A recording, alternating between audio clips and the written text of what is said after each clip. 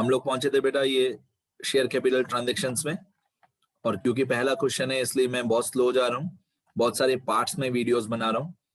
इसमें मैंने आपको स्टेप 1, स्टेप 2, स्टेप 3 ये सारी कैलकुलेशन मैंने समझा दी थी। स्टेप 4 राज और निकुम की कैलकुलेशन बता दी थी मैंने। स्टेप 4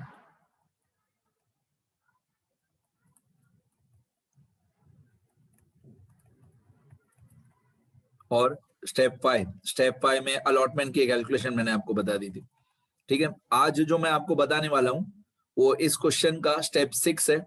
इसको बोलते हैं calculation of amount to be transferred to capital reserve. ये नॉर्मली हमारी लास्ट एंट्री होती है जब हम शेयर्स री इशू कर देते हैं, उसके बाद ये एंट्री होती है कैपिटल रिजर्व। अब मेरे पास एक कैपिटल रिजर्व की ट्रिक है, कैपिटल रिजर्व के अमाउंट सॉल्व करने की एक ट्रिक है मेरे पास, तो मैं बता देता हूं क्या करना है। दो हमारे डिफॉल्टर थे राज और निकुम। ये ट्रिक है जो मैं अभी बताने वाला हूं, सुनना ध्यान से, लॉजिक समझो, ट्रिक समझो। ये फॉर्मूला याद करो, पर शेयर इनकम मतलब राज ने और निकुम ने पर शेयर, एक शेयर पे कितना पैसा हमको दे दिया था। क्योंकि जब हम लोग शेयर्स फॉरफिट करते हैं, तो जितना पैसा राज और निकुम ने हमको दे दिया था वो पैसा हम रिफंड नहीं करते, वो पैसा हम वापस नहीं देते। तो पर शेयर इनकम मतलब राज ने पर शेयर कितना पैसा दे दिया था और निकुम ने पर शेयर कितना पैसा दे दिया था। मैं आपको स्टेप 4 में थे, जो सबसे इंपॉर्टेंट स्टेप होता है स्टेप 4 ये वाला, इसमें से बताता हूं कि राज ने कितना पैसा दे दिया था पर शेयर। राज ने 3 रुपए दिए थे एप्लीकेशन के टाइम पे,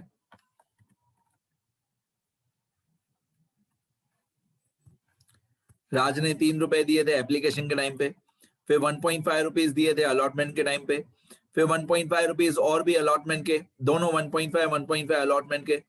ये 2 रुपए राज ने दे दिए थे प्रीमियम के, लेकिन प्रीमियम के पैसे अगर मिल गए हों तो उसको हम इनकम कंसीडर नहीं करते, हम उसको जीरो कर देते हैं। ठीक है, तो प्रीमियम का पैसा राज ने दिया था पर हम इसको कंसीडर नहीं करेंगे। तो पर शेयर इनकम मतलब राज ने कितना कितना पैसा दे दिया था, कितना पैसा हमको रिसीव हो गया था। तो राज ने 3 रुपीज दिया एप्लीकेशन का, 1.5 दिया अलॉटमेंट का, और ये 1.5 दिया अलॉटमेंट का। ठीक है, ये 2 रुपीज दिया पर हम ये कंसिडर नहीं करेंगे। ये 2 रुपीज नॉट रिसीव्ड है, ये 2 रुपीज भी नॉट रिसीव्ड है। तो राज ने पर शेयर हमको कितना पैसा दे दिया था, 3 और 1.5 और 1.5। 3 और 1.5 और 1.5 कितना हुआ, 6। तो पर शेयर इनकम राज ने हमको 6 रुपीज पर शेयर दे दिए थे। 6 रुपीज पर शेयर राज ने हमको पहले से ही पैसा दे दिया था। अब निकुम में देखते हैं कि निकुम ने हमको पर शेयर कितना पैसा दिया था। तो निकुम ने, ये निकुम है राज के बाजू में, निकुम ने ये 3 रुपए एप्लीकेशन का दे दिया पर शेयर, ये 1.5 अलॉटमेंट का, ये 1.5 अलॉटमेंट का। निकुम ने भी ये 2 रुपीज प्रीमियम का दे दिया, लेकिन ये हम कंसिडर नहीं करेंगे। प्रीमियम का पैसा मिल जाए, मेरी भाषा में मैं ऐसे बोलता हूँ, चाहे आपको सुन के थोड़ा अजीब लगेगा, मेरी भाषा में ऐसे मैं बोलता हूँ कि प्रीमियम का पैसा अगर मिल जाए तो उसको खा जाओ, कहीं पे भी शो नहीं करो। प्रीमियम का पैसा खा जाओ, कहीं पे भी फोरफीचर और रीइश्यू की एंट्री में कहीं पे शो मत करो। तो 3 रुपए निकुम ने दे दिया, 1.5 भी दे दिया, 1.5 भी दे दिया, और ये 2 रुपीज फर्स्ट कॉल का है, ये भी निकुम ने दे दिया। बाकी लास्ट वाला ये जो 2 रुपीज है फाइनल कॉल, वो निकुम ने नहीं दिया। तो निकुम ने क्या क्या दे दिया, 3, 1.5, 1.5 और 2। ये 3, ये 1.5, ये 1.5 और ये 2, इन सबको ऐड करके 8 रुपीज होता है, 8 रुपए। तो निकुम ने हमको 8 रुपए दे दिए और ये 2 रुपए फाइनल कॉल के नहीं दिए। प्रीमियम को थोड़ी देर के लिए भूल जाओ। तो निकुम ने 3 दे दिया, 1.5 दे दिया और 1.5 दे दिया। तो 3 और 1.5 4.5 और 1.5 6 और 2 8, 8 रुपए निकुम ने दे दिए। ठीक है, तो निकुम ने पर शेयर हमको 8 रुपीज दिया था। निकुम पर शेयर इनकम 8 मतलब जितना पैसा हमको मिल गया था। तो राज ने 6 रुपीज दे दिया, निकुम ने 8 रुपीज दे दिया हमको पर शेयर। इसके बाद आता है पर शेयर एक्सपेंस। तो जब हम लोगों ने ये शेयर्स री इशू किए 150 शेयर्स, तो ये हमने री इशू किए थे 7 रुपए पर शेयर में, ये हमने री इशू किए थे 7 रुपीज पर शेयर। तो अगर हमने 10 रुपए का शेयर 7 रुपए में बेचा तो 3 रुपीज हमको लॉस हुआ। ये 3 रुपीज हमको लॉस हुआ पर शेयर, 3 रुपीज हमको लॉस हुआ री इशू करते टाइम। राज में भी 3 रुपीज लॉस हुआ, निकुम में भी 3 रुपीज लॉस हुआ। बाकी कितना पैसा बच गया? तो राज में 6 - 3 = 3, निकुम में 8 - 3 = 5। राज में 6 रुपए मिल गए थे, 3 रुपए लॉस हुआ। 3 रुपए लॉस कैसे हुआ? क्योंकि हमने 10 रुपए का शेयर 7 रुपए में बेचा, 10 रुपए का शेयर 7 रुपए में बेचा, ठीक है। तो 3 रुपए हमारा लॉस हुआ। री इशू हमने 7 रुपीज में किया तो 3 रुपीज हमारा लॉस हुआ। तो राज में 6 रुपीज मिल गया, उसमें थे 3 रुपीज लॉस, बाकी बचा 3। निकुम में 8 रुपीज मिल गया, उसमें थे 3 रुपीज लॉस, बाकी बचा 5। अब मल्टीप्लाई बाय जितने जितने शेयर्स दोनों के री इशू किए। आपको याद होगा हमने 150 शेयर्स री इशू किए थे, हमने 150 शेयर्स री इशू किए थे, उसमें 100 शेयर्स राज के थे और 50 शेयर्स निकुम के थे। तो multiply by number of shares री इशूड, मल्टीप्लाई बाय 100 शेयर्स राज के, मल्टीप्लाई बाय 50 शेयर्स निकुम के, ठीक है। ये मल्टीप्लाई कर देंगे हम दोनों में, multiply by number of shares री इशूड। तो ये फॉर्मेट याद करो। पर शेयर इनकम मतलब जितना पैसा हमको रिसीव हो गया था, पर शेयर इनकम मतलब जितना पैसा हमको रिसीव हो गया था। पर शेयर एक्सपेंस मतलब 10 रुपए का शेयर हमने 7 रुपए में बेचा तो 3 रुपए हमारा लॉस हुआ। ये माइनस करके बाकी जितना बचा multiply by number of shares री इशूड। यहाँ पे हमारा कैपिटल रिजर्व का अमाउंट आ जाएगा। यहाँ पे हमारा कैपिटल रिजर्व का अमाउंट आ जाएगा। तो 3 × 100 = 300 और 5 × 50 = 250। ये कैपिटल रिजर्व की अमाउंट आ जाएगी हमारी। अब इन दोनों का टोटल कर देंगे तो टोटल कैपिटल रिजर्व आ जाएगा हमारा 300 + 250 = 550। तो कैपिटल रिजर्व की जर्नल एंट्री होती है share forfeiture account debit to capital reserve, उसमें ये अमाउंट आएगी 550। अब मैं जर्नल एंट्री समझाना शुरू करूंगा, ध्यान से सुनना। पहली एंट्री हमारे इस स्टेप 3 में से हो जाएगी। एप्लीकेशन के टाइम पे पैसा मिला कितना? 4800। मैं पहले एक्सप्लेन करूंगा एंट्री और इसी फाइल में माइक्रोसॉफ्ट एक्सेल में, इसी फाइल में नीचे की तरफ मेरी सारी जर्नल एंट्रीज लिखी हुई है, ठीक है। मैं एक एक एंट्री करके एक्सप्लेन करूंगा, कैलकुलेशन में थे और जर्नल एंट्री दिखाते जाऊंगा आपको। एप्लीकेशन के टाइम पे पैसा मिला कितना? 4800। ये हमारी पहली एंट्री है। Bank account debit to equity share application 4800। अब मैं दिखा देता हूं आपको, ये पहली entry bank account debit to equity share application 4800, ठीक है।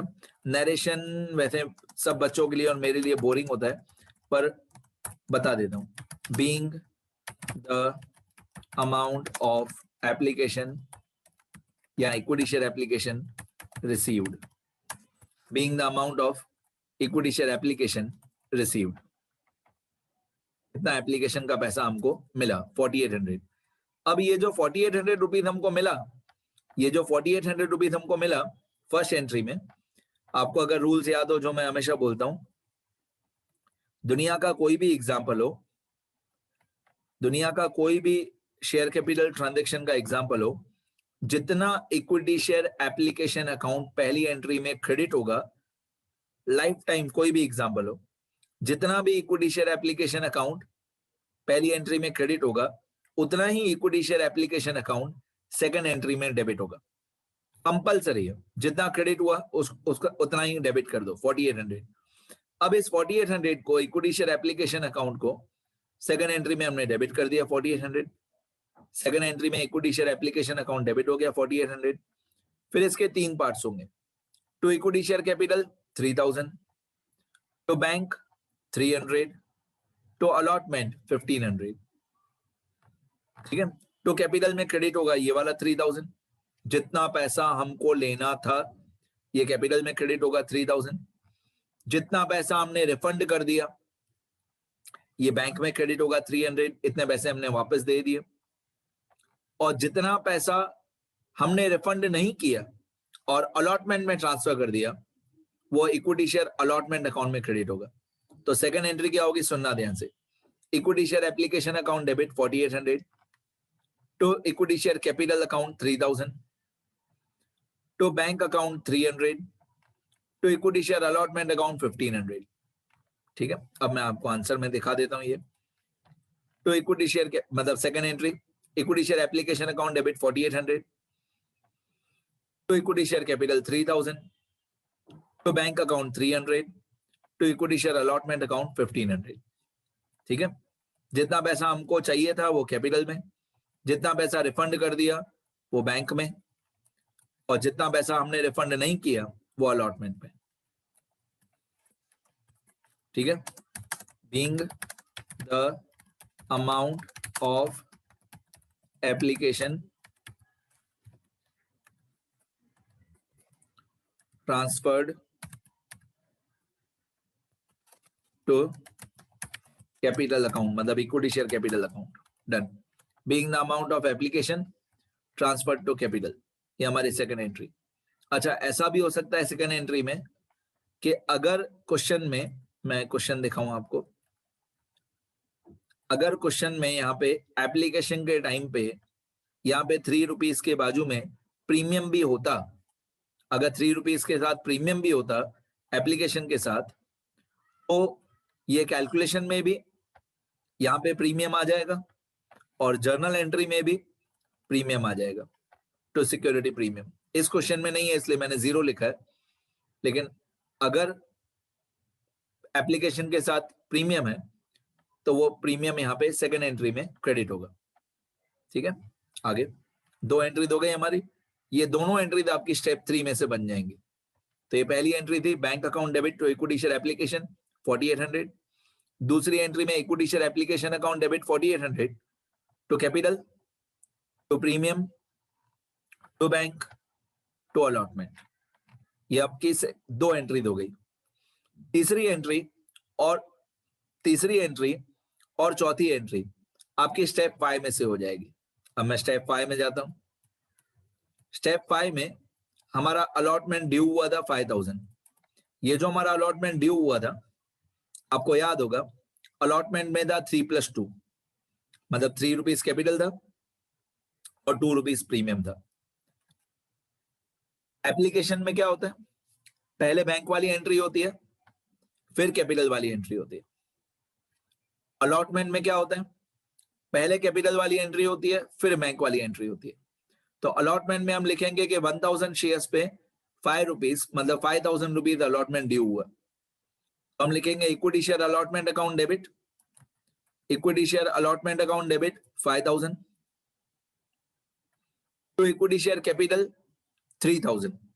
3000 कैसे, 1000 शेयर्स पे 3 रुपीज कैपिटल, तो इक्विटी शेयर कैपिटल 3000, तो सिक्योरिटी प्रीमियम 1000 शेयर्स पे 2 रुपीज 2000, मतलब डेबिट में आएगा 5000 और क्रेडिट में आएगा 3000 और 2000।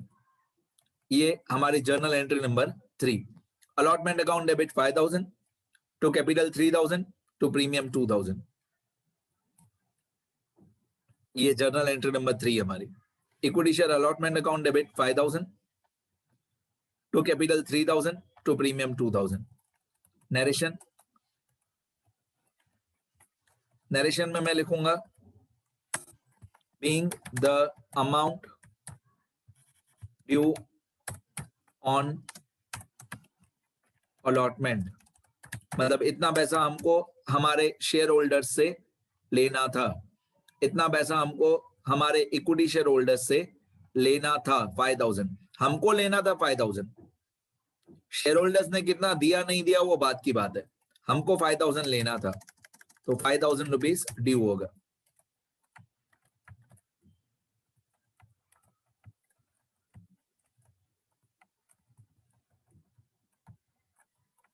डन।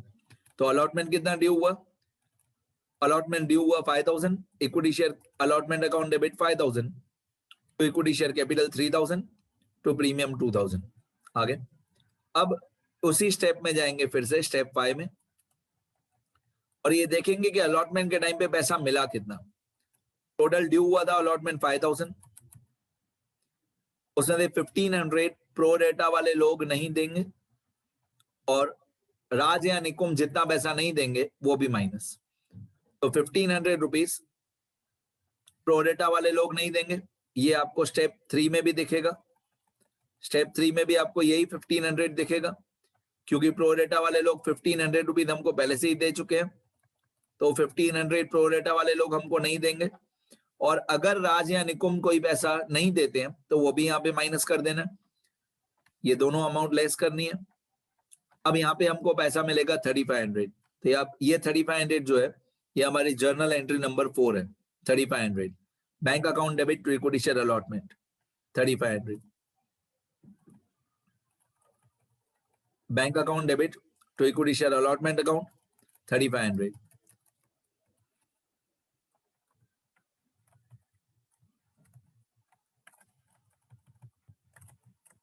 नरेशन में क्या लिखेंगे?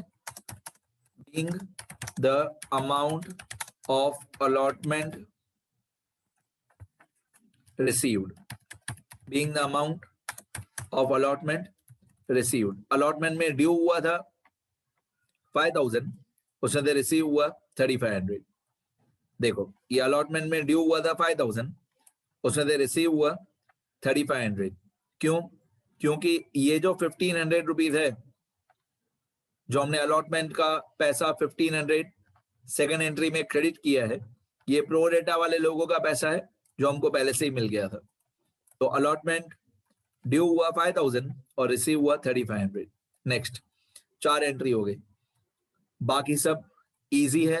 अगर आपको फोरफीचर और रीइश्यू की एंट्री आती है तो बाकी सब बहुत इजी है। इसके बाद होता है when the first call becomes due, इसके बाद होता है when the first call becomes due. और अगर आपको रूल याद हो तो now the whole example will be solved with lower number of shares. Third entry से लेकर 8th एंट्री तक, थर्ड एंट्री से लेकर 8th एंट्री तक सब जगह पे lower number of shares. Lower मतलब हमने इश्यू किए थे 1000 शेयर्स और एप्लीकेशन मिली 1600 शेयर्स, तो अभी से लेकर सब जगह पे 1000 शेयर्स ही आएगा।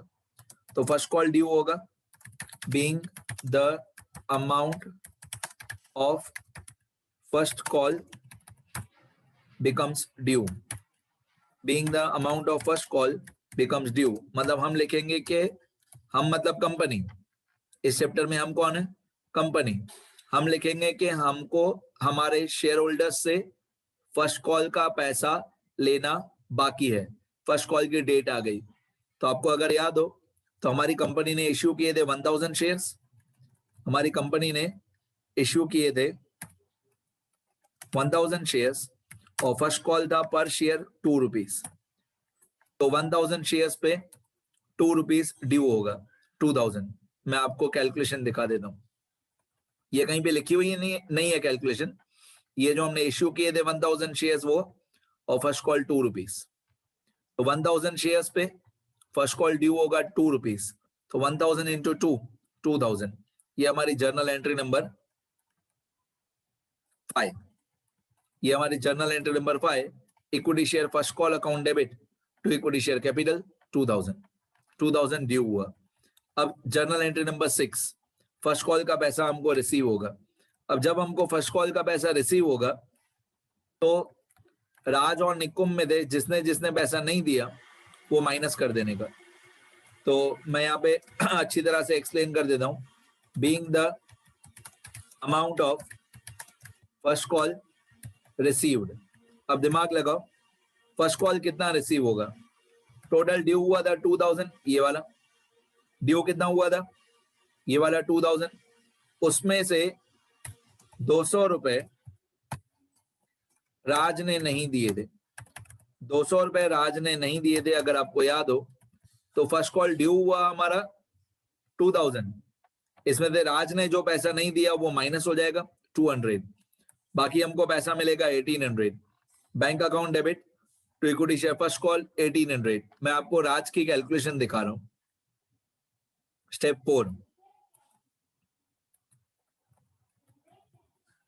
देखो हमारा फर्स्ट कॉल ड्यू हुआ था ये वाले 1000 शेयर्स पे 2 रुपीज। कितना हुआ? 2000। उसमें दे राज और निकुम ने जितना जितना पैसा फर्स्ट कॉल का नहीं दिया वो माइनस। तो राज ने फर्स्ट कॉल का 200 रुपए नहीं दिया, ये माइनस। निकुम का पैसा हमको मिल गया है, तो निकुम का पैसा मिल गया है तो वो न प्लस करना है न माइनस करना है, कुछ नहीं करना है। निकुम का 200 रुपीज हमको मिल गया है, वो प्लस माइनस कुछ नहीं करना है। सिर्फ जितना पैसा नहीं मिला 200 रुपीज वो माइनस कर दो। तो फर्स्ट कॉल ड्यू हुआ था 2000, उसने दे 200 रुपीज नहीं मिला, बाकी कितना मिला? 1800। तो ये हमारी journal entry number 6, 1800। Bank account debit to equity share first call 1800। कोई टीचर या प्रोफेसर ऐसा भी सिखाते हैं कि कॉल्स इन एरियाज लिखो, तो वो भी मैं बता देता हूं। मैं कॉल्स इन एरियाज यूज नहीं करता हूं। मैं क्या करता हूं, फर्स्ट कॉल डेबिट करता हूं 2000 और फर्स्ट कॉल क्रेडिट करता हूं 1800। मैं ऐसे करता हूं, first call debit 2000, first call credit 1800। तो बहुत सारे प्रोफेसर टीचर्स क्या बोलते हैं, वो बोलते हैं कि कॉल्स इन एरियाज लिखो। उनके हिसाब से जितना फर्स्ट कॉल अकाउंट डेबिट होना चाहिए उतना ही फर्स्ट कॉल अकाउंट क्रेडिट होना चाहिए उनके हिसाब से। आप दुनिया की कोई भी बुक देख लो, एंट्री नंबर 6 में 2 ऑप्शन दिए हुए। जो मैंने लिखा है ये ऑप्शन 1 है, ये एंट्री नंबर 6 का ऑप्शन 1 है। अभी एंट्री नंबर 6 का मैं आपको ऑप्शन 2 बता रहा हूं। एक ऐसे भी कर सकते हैं, ऑप्शन 2 भी कर सकते हैं एंट्री नंबर 6 का। सुनना ध्यान से,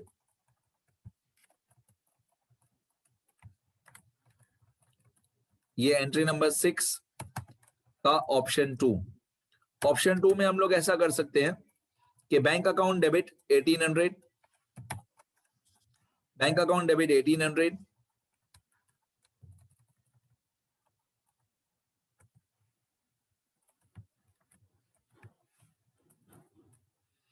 calls in areas,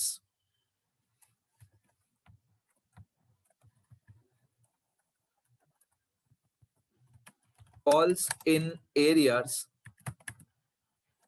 account debit 200, calls in areas account debit 200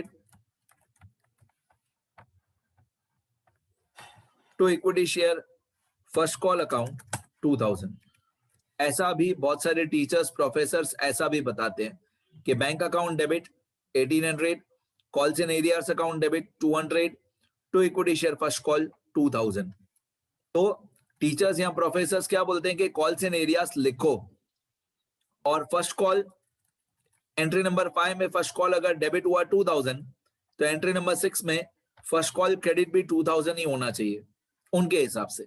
अब मैंने आपको 2 ऑप्शन बताए हैं, मैं क्या करता हूं, मैं ऑप्शन 1 लगाता हूं हमेशा कि पैसा ड्यू कितना हुआ फर्स्ट कॉल का 2000, उसमें से जितना पैसा नहीं मिला 200 वो माइनस कर दो, बाकी 1800 बैक टू फर्स्ट कॉल। ये मेरा तरीका है। मतलब मेरा तरीका मतलब दुनिया भर की बुक्स में ये दोनों ऑप्शन दिए हुए हैं। ऑप्शन 1 भी बोला हुआ है राइट है, ऑप्शन 2 भी बोला हुआ है राइट है। ठीक है, तो जैसे आपको अच्छा लगे आप अप्लाई कर सकते हो। आपको कॉल्स इन एरियाज लिखना है चलेगा, कॉल्स इन एरियाज नहीं लिखना है चलेगा। मेरे हिसाब से ऑप्शन 1 ज्यादा सही है।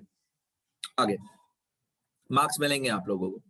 अभी फाइनल कॉल ड्यू होगा, entry number 7 when final call becomes due. तो फाइनल कॉल ड्यू होगा ये 1000 शेयर्स पे ये 2 रुपीज, 1000 शेयर्स पे 2 रुपीज हुआ 2000। तो when final call becomes due, entry number 7 ये when final call becomes due. तो equity share final call account debit to equity share capital, narration being the amount of final call becomes due, being the amount of final call becomes due 1000 shares पे हमारा final call था 2 rupees, तो final call due होगा हमारा 2000, being the amount of final call becomes due 1000 shares पे 2 rupees 2000। ठीक है, अब फाइनल कॉल का पैसा मिलेगा इसके बाद। अब जब हमको फाइनल कॉल का पैसा मिलेगा तो राज और निकुम दोनों लोगों ने पैसा नहीं दिया था, तो मैं नरेशन में कैलकुलेशन लिख देता हूं, being the amount of final call received, being the amount of final call received, कितना रिसीव होगा? टोटल फाइनल कॉल ड्यू हुआ था 2000, उसमें से 200 रुपए राज ने नहीं दिए और 200 रुपए निकुम ने नहीं दिए। टोटल फाइनल कॉल 2000 ड्यू हुआ था, उसमें से राज और निकुम दोनों लोगों ने 200 नहीं दिया, तो बाकी कितना पैसा मिलेगा फाइनल कॉल का? 1600। Bank account debit to equity share final call 1600। ठीक है, क्योंकि दोनों लोगों ने पैसा नहीं दिया, राज ने भी और निकुम ने भी। मैं आपको स्टेप 4 में दिखा देता हूं।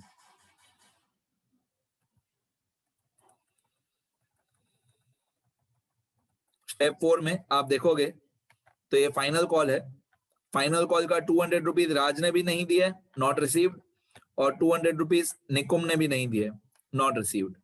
ये 200 राज का और ये 200 निकुम का, ये दोनों माइनस हो जाएंगे। जर्नल एंट्री नंबर 8 तक हम लोग पहुंचे।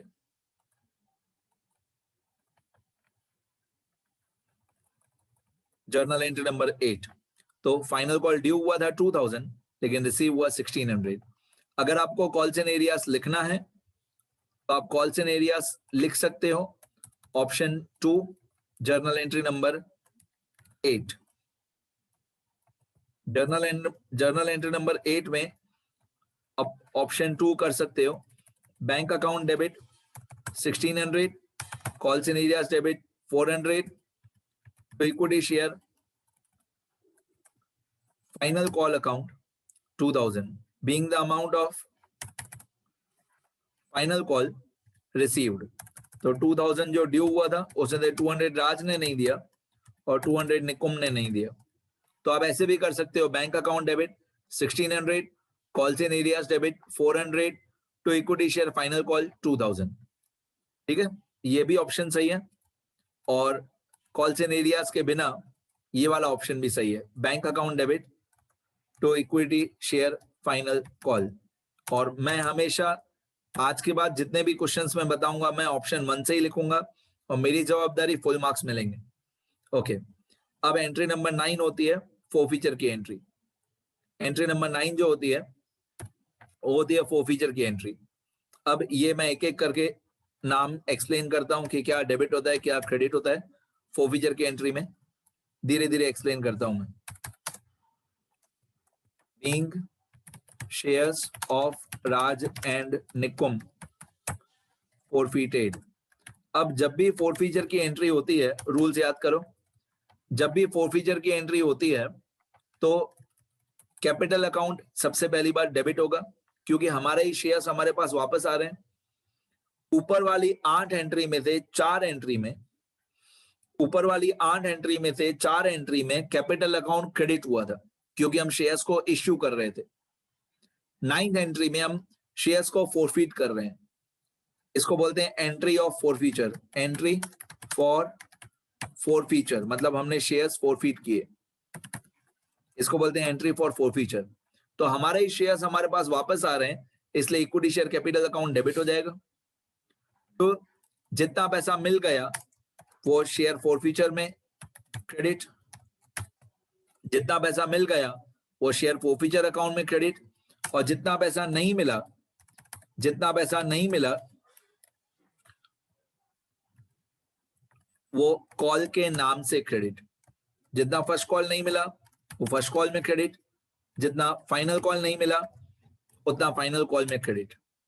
तो कैपिटल अकाउंट डेबिट मैं धीरे धीरे करके कैलकुलेशन समझा रहा हूं, सुनना ध्यान से। कैपिटल अकाउंट डेबिट कितना? कैपिटल अकाउंट डेबिट कितना? 100 शेयर्स राज के और 100 शेयर्स निकुम के, ये रहा capital account debit. 100 shares into 10 राज का 1000 और 100 शेयर्स इंटू 10 1000 निकुम का, ये कैपिटल अकाउंट डेबिट होगा। जितना यहाँ पे टोटल है और जितना यहाँ पे टोटल है 1000 और 1000 कितना हुआ 2000, ये कैपिटल अकाउंट डेबिट। प्रीमियम अगर नॉट रिसीव्ड हो तो डेबिट। दो बातें होती हैं, अगर प्रीमियम नॉट रिसीव्ड हो, यहां पे नॉट रिसीव्ड, अगर प्रीमियम नॉट रिसीव्ड हो तो डेबिट, और अगर रिसीव्ड हो तो कहीं पे भी नहीं आएगा। नॉट रिसीव्ड हो तो डेबिट, रिसीव्ड हो तो कहीं पे भी नहीं आएगा। तो दोनों में, राज में और निकुम में प्रीमियम रिसीव्ड था, इसलिए मैंने इधर 0 कर दिया। तो अगर नॉट रिसीव्ड हो तो डेबिट कर देना। आपने जर्नल एंट्री में देखा होगा मैंने प्रीमियम अकाउंट डेबिट लिखा था, पर मैंने अमाउंट लिख दी 0 0। तो प्रीमियम अकाउंट कितना डेबिट होगा, जितना नॉट रिसीव्ड हो उतना। तो कैपिटल अकाउंट डेबिट, दोनों का टोटल 1000 और 1000 2000। प्रीमियम अकाउंट डेबिट, जितना नॉट रिसीव्ड हो उतना। तो जितना पैसा मिल गया हो वो फोरफीचर में क्रेडिट। तो राज में 300 और 150 और 150, ये हुआ 600। 300 और 150 और 150 कितना हुआ 600। मैं यहाँ पे साइड में लिख देता हूँ 600। राज ने 600 रुपीज दे दिया था, निकुम ने दे दिया हमको 300 और 150 और 150 और 200। तो 300 और 150 और 150 और 200 कितना हुआ 800। तो राज ने हमको दिया 600 और निकुम ने हमको दिया 800। टोटल कितना पैसा मिल गया था 1400। 600 राज का, मैं फिर से बताता हूं, 300 और 150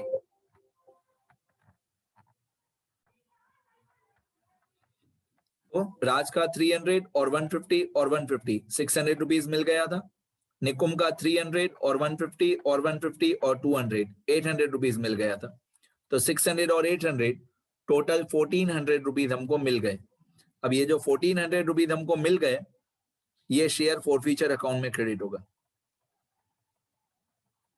entry number 9, share forfeiture account में क्रेडिट 1400, मतलब 600 रुपीज राज के मिल गए और 800 रुपीज निकुम के मिल गए।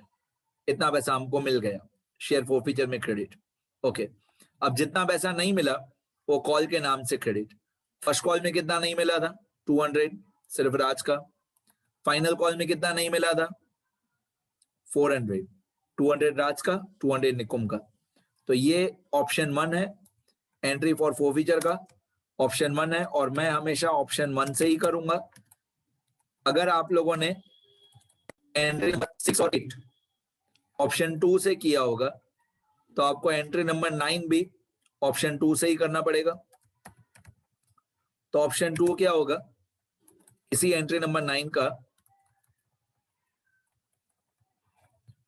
ऑप्शन 2 क्या होगा, इसका ऑप्शन 2 होगा equity share capital account debit 2000, premium account debit 0, तो शेयर फोरफीचर 1400, वो सही है। अब यहां पे हो जाएगा फर्स्ट कॉल और फाइनल कॉल की जगह पे हो जाएगा तो calls in arrears account, to calls in arrears account 600। ठीक है, अभी आप लोगों की चॉइस है। अगर आप एंट्री नंबर 6 और 8 में कॉल्स इन एरियाज डेबिट करते हो तो एंट्री नंबर 9 में कॉल्स इन एरियाज क्रेडिट हो जाएगा। और अगर आपने एंट्री नंबर 6 और 8 में कॉल्स इन एरियाज नहीं लिखा है तो एंट्री नंबर 9 में भी कॉल्स इन एरियाज नहीं आएगा। सिंपल है, ठीक है। अब मैंने आपको एंट्री नंबर 6, 8 और 9 ऑप्शन 1 से भी बता दिया, ऑप्शन 2 से भी बता दिया, और कोई चेंज नहीं है। बाकी सब एंट्रीज हमेशा सेम ही होंगी और मेरे हिसाब से हमेशा ऑप्शन 1 ही करना चाहिए। तो ये फोरफीचर की एंट्री हो गई कि 2000 कैपिटल में डेबिट, तो जितना पैसा मिल गया वो फोरफीचर में क्रेडिट, जितना पैसा नहीं मिला वो कॉल के नाम से क्रेडिट। आगे, अब जब हमने शेयर्स री इशू किए तो क्या होगा, बीइंग शेयर्स री इश्यूड, तो हम लोगों ने क्या किया था, हम लोगों ने 150 शेयर्स री इशू किए थे एट ₹7। तो बैंक में हमको पैसा मिलेगा 150 शेयर्स मल्टीप्लाई बाय 7 रुपीज, तो इतना पैसा हमको बैंक में मिलेगा। तो bank account debit 150 multiply by 7 1050, bank account debit. Share forfeiture में डेबिट होगा 150 शेयर्स मल्टीप्लाई बाय 3 रुपीज हमारा लॉस हुआ, तो शेयर फोर्फीचर में डेबिट होगा 450। टू इक्विटी शेयर कैपिटल, तो इक्विटी शेयर कैपिटल में आएगा 150 शेयर्स मल्टीप्लाई बाय 10, तो टू इक्विटी शेयर कैपिटल में आएगा 1500। ये हमारी रीइश्यू की एंट्री हो गई। जो मैंने आपको बताया था कि 10 रुपए का शेयर 7 रुपए में बेचा, तो बैंक बैलेंस मिला हमको, तो बैंक अकाउंट डेबिट। बेटा ये वीडियो लेक्चर आधे मिनट में कंप्लीट हो जाएगा। मेरे हिसाब से सब एक्सप्लेनेशन कंप्लीट हो गया है। हर जगह पे वीडियो पॉज करके लिख लेना सारा, अगर मीटिंग आधे में कंप्लीट हो जाए तो। Okay, bank account debit 150 shares पे 7 रुपीज हमको मिले 1050। 150 शेयर्स पे 3 रुपीज हमारा लॉस हुआ, लॉस को शेयर फोर्फीचर अकाउंट में डेबिट करते हैं। To equity share capital reissued 150 shares पे 10। अब ये वाली एंट्री में, लास्ट एंट्री में शेयर फोर्फीचर कैपिटल रिजर्व मैंने आपको स्टेप 6 में सिखाया था 550 रुपीज। ये स्टेप 6 में कैलकुलेशन मैंने बताई थी। ये एंट्री हमेशा सेम रहती है, शेयर फोर्फीचर टू